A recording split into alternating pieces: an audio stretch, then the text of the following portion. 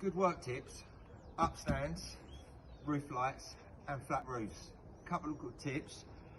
I see a lot of people using solid timber where it's cold spots. I personally like using a 2x2 frame all the way around with 40mm insulation inside. That way, the narrower it is, the less reflection you see in the roof light. Building controllers ask for 100mm timber frame all the way around. So where I've got my trim pulls going along this way, outwards, I make sure that my upstand, which is going along, the end is picked up on that triple, rather than sitting on a double, which is cut back. And then when I apply the outside, I make sure that I go from the short side all the way to the long. So basically I overlap everything, so it's nice and strong. I've got my 150 upstand.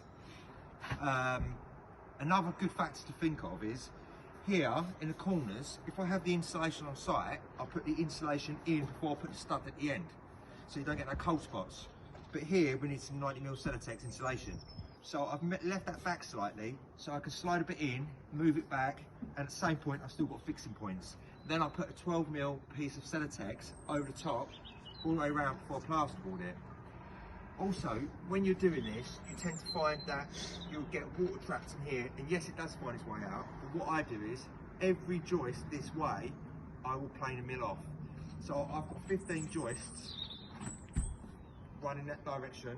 I'll take 1mm off, I'll take 2mm off, I'll take 3mm off. By the time I get to the end, where I've got 14-15mm, I've got a general slope going one direction and the other direction, so the water doesn't catch on in this bit. Also, regardless of the flat roof, warm deck roof, we will apply it, we will put expanding foam glue down, and then we'll put Celotex, and we've got 140 Celotex insulation. We make sure we stagger the joints that direction, so everything is staggered. And then we'll put the OSB on top, which picks up the primer for the roofer, and we'll get ton and grooved, so everything's tied in. And then we'll glue that down as well, and it will stagger every joint, so nothing is joint on joint. So everything's perfectly flat. And then we'll put two screws in, just to sandwich it in and hold it tight. And we like to put like an arrow rail all the way around, so the roofer can run along and run up with his felt or his rubber roofing system, or GRP.